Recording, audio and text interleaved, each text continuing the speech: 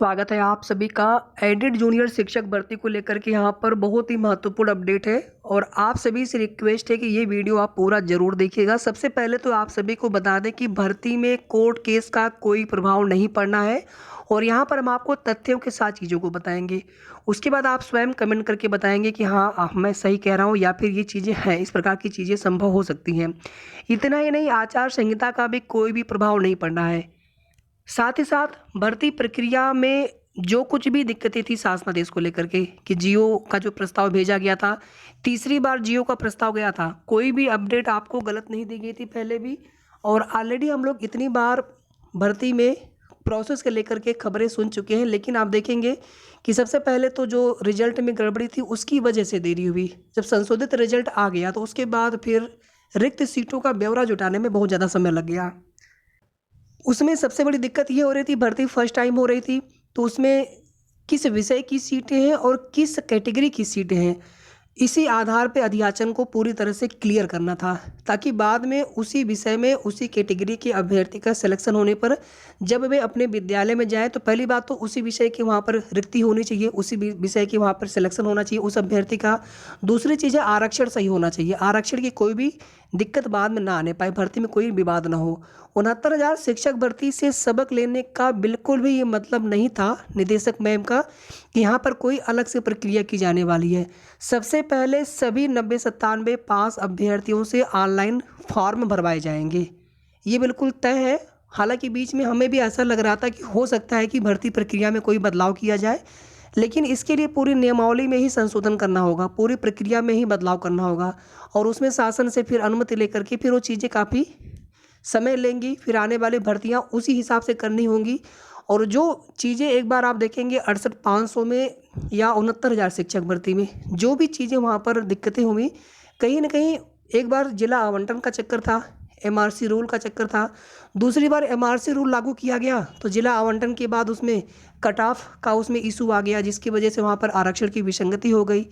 खैर, ऐसे कोई भी विवाद इस भर्ती में नहीं होने वाला है, ये पूरी कोशिश है अधिकारियों की। और आप देखेंगे सचिवालय से विशेष सचिव ने बार बार जो चीज़ें थी उसको मुद्दे को स्पष्ट करने के लिए बोला, ताकि भर्ती में किसी भी प्रकार का कोई भी विवाद आगे चल करके ना हो भर्ती का जीओ जारी करने से पहले पहले। और 3 बार जो है, तीसरी बार ये गया है भर्ती का प्रस्ताव जाने का मतलब है कि पहले सीटें क्लियर नहीं थी तो इसलिए वहाँ पर प्रस्ताव फाइनल था नहीं, फिर जब पूरा प्रस्ताव फाइनल करके दूसरी बार भेजा गया था तो उसके बाद फिर उसमें कुछ क्वेरीज आई थी, उनको भी क्लियर करके वापस से जो है चीज़ें प्रस्ताव या कह सकते हैं कि जो फाइल है वो ऑलरेडी जो है सचिवालय में, और वहाँ से अब जो है जियो को लेकर के शासन से जब तक अनुमति मिल जाए।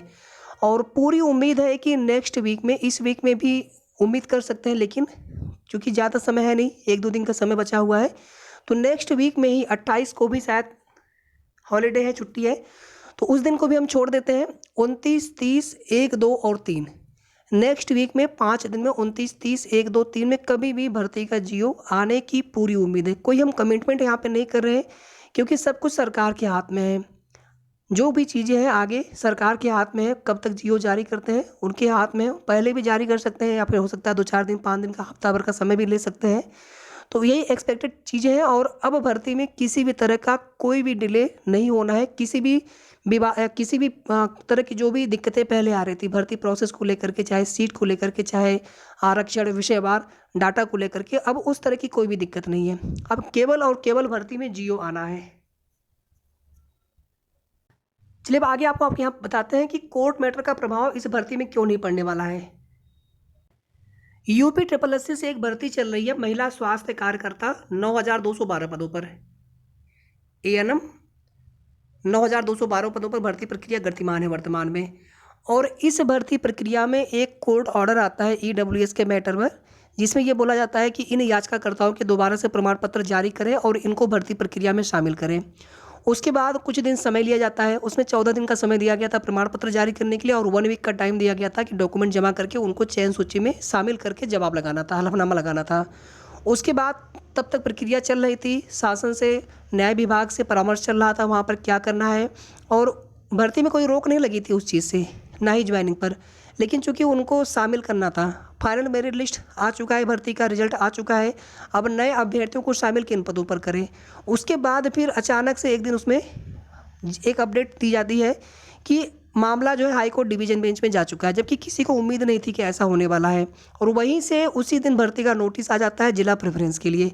जिला प्रेफरेंस 16 से लेकर के 24 तक आज लास्ट डेट था, भरा गया। और अभी उसमें हाई कोर्ट डिवीजन बेंच में मैटर चल रहा है।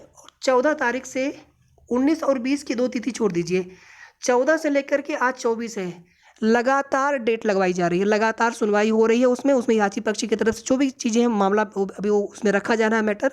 और जब तक ये मामला निस्तारित नहीं हो जाएगा तब तक शासन की तरफ से, सरकारी अधिवक्ता की तरफ से डेली सुनवाई करवाई जा रही है, डेली। इसी तरह से जूनियर एडेड शिक्षक भर्ती में जो भी इंटरिम रिलीफ है याचिकाकर्ताओं को, केवल और केवल संशोधित रिजल्ट तक के लिए था। मैटर डिस्पोज ऑफ न होने की वजह से इंटरिम रिलीफ वाला ऑर्डर भले ही एक्सटेंड हो रहा हो, लेकिन जिस दिन गवर्नमेंट को, सरकार को, बेसिक विभाग को मामला निस्तारित करवाना होगा, 21 दिसंबर से पहले भी डेट लगवा सकते हैं एप्लीकेशन दे करके। और लगातार सुनवाई करा के हो सकता है कि एक ही डेट में मामला निस्तारित हो जाए, केस वहाँ पे डिस्पोज ऑफ हो जाए। इसलिए कोर्ट केस की वजह से भर्ती में किसी भी तरह का कोई भी दिक्कत नहीं होना है। पीएनपी सचिव या एडी बेसिक सर ने जो कुछ भी कहा था, उन्होंने बिल्कुल सही कहा था, उन्हें सारी चीज़ें पता है।